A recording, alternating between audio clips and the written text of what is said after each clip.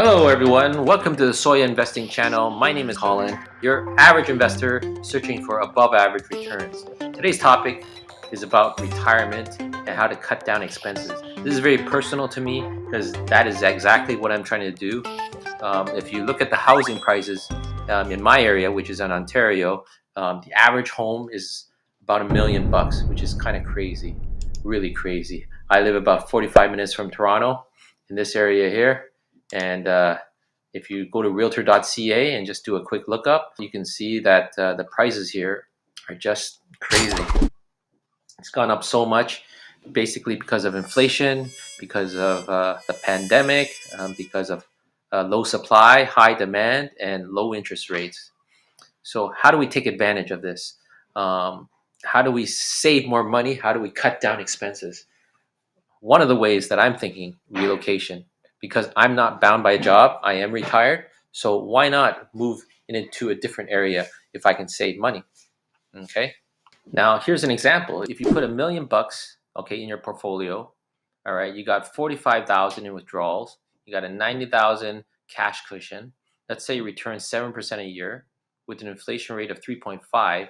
Okay, so you're withdrawing 45, but because of inflation, every year you'll be withdrawing more and more.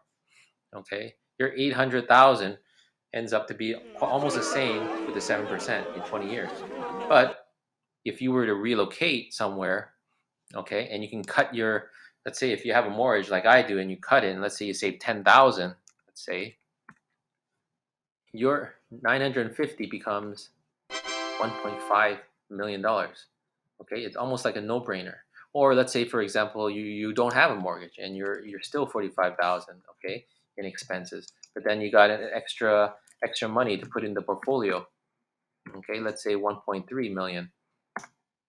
So your 900,000 becomes 2 million. It's almost like a no-brainer, and this is based just on a 7% return. Okay.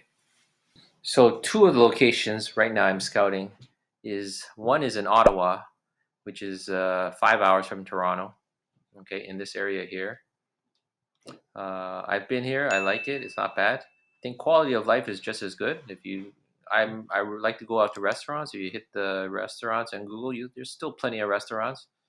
Um, if you click groceries, there's plenty of groceries.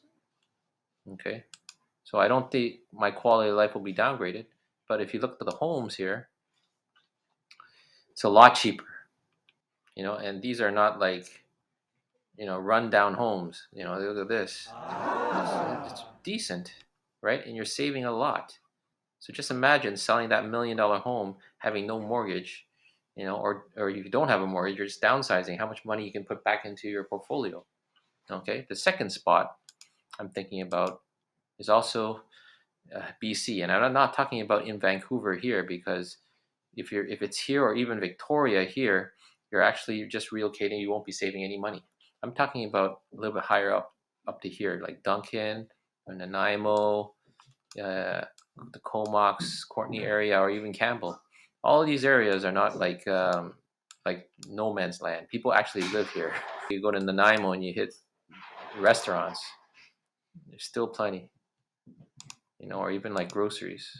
There's plenty. So the quality of life is still good, in my opinion. I'm going to visit there end of April, and what I don't like is snow, and there's plenty of snow in Ottawa, but there'll be less snow on Vancouver Island. I know it gets more cloudy and more windy, but I'd rather have that than snow. I also like the ocean. I love fishing. I gravitate to the water. I love seeing the water. Okay.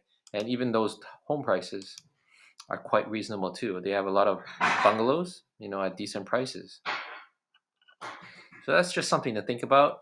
Another aspect to think about is also the taxes, dividends. Okay, and if I look at Ontario, the taxes for dividends comparable to BC. Okay, this is a chart based on the income and based on what you have to pay. All right. So I hope you learned something. If you want to follow along and see my progress on how I make out, because I do plan to move within the next year. I hope you learned something. Please subscribe, and thank you for your time.